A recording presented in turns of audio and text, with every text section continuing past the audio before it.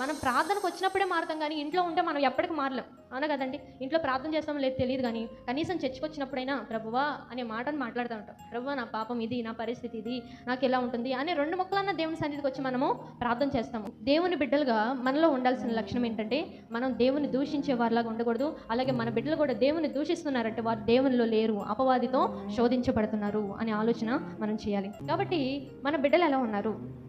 మారుతున్నారా?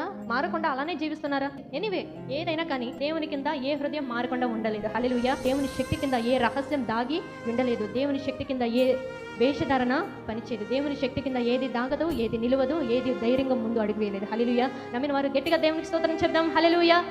కాబట్టి సౌలు హృదయాన్ని దేవుడు మార్చాడు. ప్రజలందరూ అక్కడ వణికిపోతూ ఉన్నారు. సౌలు చాలా దారుణమైన పరిస్థితులు జరిగిస్తూ ఉంటున్న సమయంలో సౌలును మార్చి దేవుడు ప్రజలందరిలో సంతోషాన్ని నింపాడు. అలాగే దానియేలు సింహపు బోన్లో ఆయన వేశారు. ఏ రాజు అయితే సింహాల బోన్లో